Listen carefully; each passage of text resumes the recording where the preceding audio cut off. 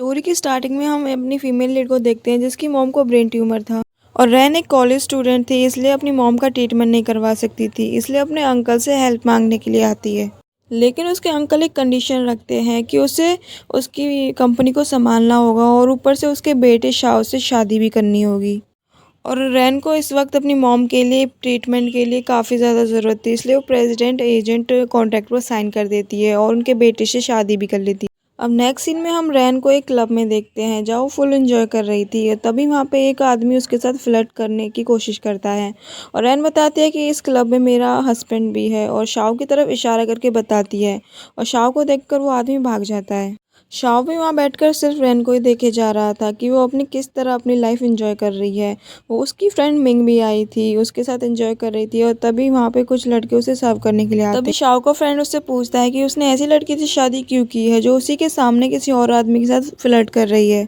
लेकिन शाओ काफ़ी ज़्यादा शांत दिख रहा था और रैन के पास जाता है और रैन उसे ज्वाइन करने के लिए बोलती है।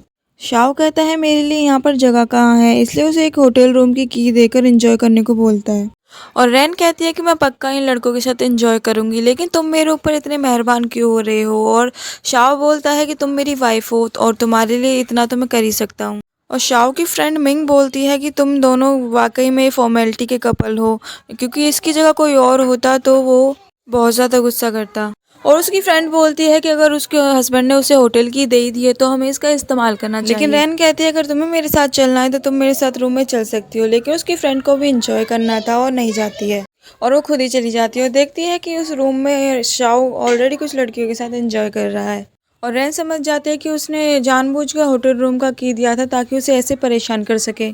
जाओ बोलता है क्या हुआ तुम्हारे साथ, तुम्हारे लड़के नहीं आए। और रैन उल्टा उसको टॉन्ट मारती है कि तुम इन लड़कियों के साथ क्यों खेल रहे हो, मुझे पता है तुम्हारे बस का कुछ नहीं है। शाओ उसको कुछ नहीं बोलता है और सबको बताने ही जा रहा होता है कि ये उसकी वाइफ है, लेकिन रैन सबको एंजॉय करने को बोलती है और कहती है कि आप लोग चिंता मत करो, मैं आप लोगों को डिस्टर्ब नहीं करूंगी और वहाँ से जाती। और यहाँ पर दोनों को देखकर साफ पता चल रहा था कि दोनों बस एक दूसरे को दिखाने के लिए किसी थर्ड पर्सन का सहारा लेते हैं, अदरवाइज दोनों को किसी तीसरे में कोई इंटरेस्ट नहीं था।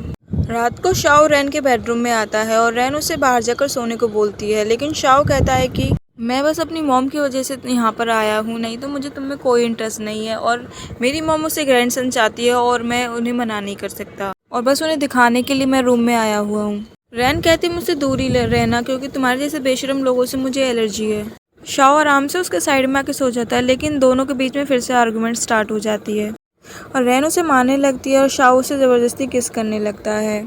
तभी उसके पास एक लड़की की कॉल आती है जो कहती है कि मेरे घर की पावर कट हो गई है और मुझे बहुत ज़्यादा डर लग रहा है, तो क्या तुम मेरे पास आ सकते हो।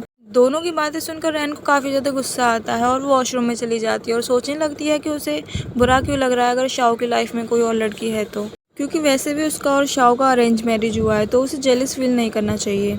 और अपने आप को समझाती है और बाहर जाती है तो वो देखती है कि वहाँ पर शाओ नहीं है और वो समझ जाती है कि पक्का वो अपनी फ्रेंड के पास गया है, इसीलिए उसको बहुत ज़्यादा गुस्सा आता है। और नेक्स्ट डे उसकी फ्रेंड मिंग कहती है कि तुम्हारा हस्बैंड कैसा है जो तुम्हें इतनी रात को छोड़कर किसी और के पास चला गया। लेकिन यहाँ रैन को कोई भी फ़र्क नहीं पड़ रहा होता है और ऊपर से कोई आदमी उससे मैसेज करता है तो उसके साथ फ्लर्ट करने लगती है। तभी रैन के पास कॉल आता है कि कंपनी में शाओ आया हुआ है और इधर कंपनी के सारे एम्प्लॉयज़ रैन के बारे में गॉसिप कर रहे होते हैं, क्योंकि उनको लगता था कि कंपनी के प्रेसिडेंट मतलब शाओ के फादर और रैन का फिजिकल रिलेशनशिप है और उन्होंने उसको सेड्यूस किया है, इसलिए कंपनी का सारा कंट्रोल उसके हाथ में है। और कहने लगते हैं कि मिस्टर शाओ कितने ज़्यादा गुड लुकिंग है, फिर भी रैन उनके फादर के साथ कैसे आ सकती है। और ऑफिस के अंदर से शाओ ये सारी बातें सुन रहा होता है और सभी एम्प्लॉयज़ को ऑफिस में बुलाता है और जल्दी जल्दी अपनी शर्ट को उतारने लगता है, क्योंकि उसे पता चल गया था कि रैन आ रही है, क्योंकि उसे दिखाना चाहता था कि वो प्ले बॉय टाइप का लड़का है। और रैन कहती है ये ऑफिस है, तुम्हारा क्लब हाउस नहीं है, और सभी एम्प्लॉयज़ को बाहर जाने को बोलती है। और शाओ यहाँ पर फ्लर्ट करने का मौका नहीं छोड़ रहा था, इसलिए रैन को काफ़ी ज़्यादा गुस्सा आता है। शाओ कहता है मैं तो बस कंपनी को अपना घर समझता हूँ, इसलिए उन लड़कियों के साथ फ्लर्ट कर रहा था। और रैन कहते हैं अगर तुम कंपनी को टेक ओवर करना चाहते हो तो मुझे डिवोर्स दे दो और आराम से इन लड़कियों के साथ फ्लर्ट करना। मतलब दोनों जब भी मिलते थे दोनों के बीच में सिर्फ लड़ाई होती रहती थी। शाओ उसके क्लोज जाता है, उसके साथ फ्लर्ट करने लगता है और यहाँ पे रैन को गुस्सा आता है कि वो कंपनी में ऐसे बिहेव कर रहा है। शाओ बोलता है तुम टेंशन क्यों ले रही हो, ये वन साइडेड मिरर है, बाहर से किसी को कुछ नहीं दिखाई दे रहा होगा। और उसके साथ ज़बरदस्ती करता है और कहता है कि क्या मैं अभी भी कंपनी को टेक ओवर कर सकता हूँ। और रैन को तो पता था कि ये अपने ऐसे बिहेवियर से कंपनी को और ज़्यादा डुबा देगा, इसीलिए उसको उसके हॉस्पिटल में ही जाने को बोलती है। शाओ प्रोफेशन से एक डॉक्टर होता है और उसे अपनी कंपनी में कोई भी इंटरेस्ट नहीं था, इसलिए उसके फादर ने सारी कंपनी का टेक ओवर रैन को दे दिया था। और शाओ पूछता है कि क्या एंटरटेनमेंट कंपनी में किसी लड़की की जगह खाली है, तो रैन कहती है कि अब क्या हुआ, अब कौन सी एक्ट्रेस के साथ तुम्हारा चक्कर चल रहा है। शाओ बोलता है कि तुम बस मुझे इन्फॉर्मेशन दे देना, और रैन को उसे कैसे भी करके टीज करना था, इसीलिए जानबूझकर वो किसी लड़की की फ़ोटो उसे सेंड कर देता है। लेकिन रैन किसी भी तरीके से हार नहीं मानने वाली थी और उसे सबक सिखाना चाहती थी। रात में छुपके से रैन कहीं जाने के लिए अपने कपड़े ले रही होती है, तभी वहाँ पे शाओ आता है और पूछता है कि इतनी रात को तुम कहाँ जा रही हो। रैन बोलती है तुम रात की बातें भूल जाओ और अब हम दोनों एक नई शुरुआत करेंगे और एक दूसरे की लाइफ में बिल्कुल भी इंटरफेयर नहीं करेंगे। शाओ बोलता है हम लीगल कपल हैं, और रैन बोलती है कि तुम तो ऐसे बोल रहे हो जैसे तुमने मेरे अलावा किसी को भी टच ना किया हो। तभी रैन के फादर की कॉल आती है और कहती है कि मैंने सुना है कि शाओ तुम्हें परेशान करता है और बिल्कुल भी खुश नहीं रखता, अगर तुम्हें किसी भी तरीके की हेल्प चाहिए हो तो मुझे बता देना। और उस शाओ को ये सब सुनाकर वहाँ से जाने लगती है। और नेक्स्ट मॉर्निंग हम देखते हैं कि रैन शाओ से टॉन्ट मारती है कि मैं अपने लिए एक अच्छा सा लड़का ढूंढ रही हूँ, तुम भी अपने लिए एक अच्छी सी लड़की ढूंढ लेना, लेकिन उसे घर में मत लेकर आना, अगर वो घर में आई तो तुम्हारी माँ तुम्हें मारेगी। शाओ बोलता है तुम मेरे बारे में कितना सोचती हो ना।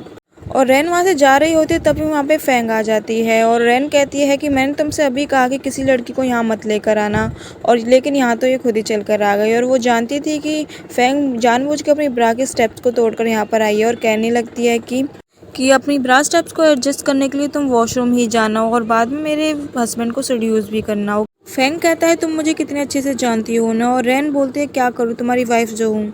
और रैन चली जाती है। उसके जाने के बाद फेंग रैन की बुराई करने लगती है और शाओ कहता है कि वो तुम्हारी सिस्टर इन लॉ है। अब रैन किसी लड़के चैन के साथ क्लब हाउस में आई हुई होती है और कोई और आदमी उसे के साथ फ्लर्ट कर रहा होता है और चैन उसे मारने लगता है।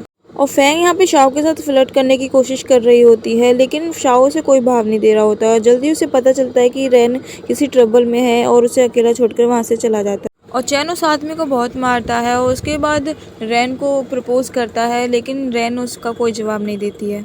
और जब वो देखती है कि शाओ उसी के पास आ रहा है तो वो जानबूझकर चैन के साथ फ्लर्ट करने लगती है और शाओ को देखकर कहती है कि तुम भी यहाँ पर आए हो, और जानबूझकर उसे जेलस फील कराने के लिए चैन को डिनर डेट पर बुलाती है, क्योंकि वो भी फैन की वजह से काफ़ी ज़्यादा जेलस फील कर रही थी। लेकिन यहाँ पे शाओ कुछ नहीं बोलता है। नेक्स्ट डे जब रैन ऑफिस से बाहर निकलती है तो शाओ वहाँ पहले से ही मौजूद था और उसे ऐसा दिखाता है कि वो फैन को पिक करने के लिए आया है। फैन यहाँ पर रैन की कंपनी की एम्प्लॉय थी और उससे पूछने लगती है कि आपको बुरा तो नहीं लग रहा कि शाओ मुझे पिकअप करने के लिए आया है। रैन कहते हैं बिल्कुल भी नहीं, लेकिन फ़र्क तो उसे पड़ रहा था, इसलिए वो फैन की बेइज्जती करके सारा गुस्सा निकाल देती है।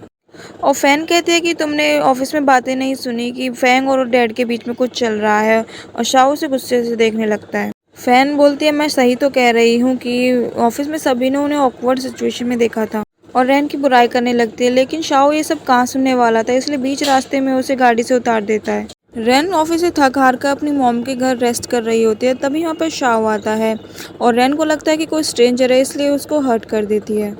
लेकिन जब रैन देखते हैं कि वहाँ पर शाओ है तो पूछने लगती है कि वो यहाँ पर क्या कर रहा है और पुलिस को बुलाने की धमकी देने लगती है। शाओ बोलता है तुम ऐसे कैसे कर सकती हो, हम दोनों लीगल कपल हैं, और दोनों के बीच में फिर से आर्गुमेंट स्टार्ट हो जाता है। रैन पूछते है वो यहाँ पर क्यों आया है और शाओ कहता है कि मैं तुम्हारे साथ नाइट स्पेंड करना चाहता हूँ क्योंकि मुझे एक। और ये था हमारे ड्रामे का फर्स्ट पार्ट, और फर्स्ट पार्ट अच्छा लगा हो तो वीडियो को लाइक, चैनल को सब्सक्राइब, एक प्यारा सा कमेंट कर देना। मिलते हैं नेक्स्ट स्टेप में, बाय बाय।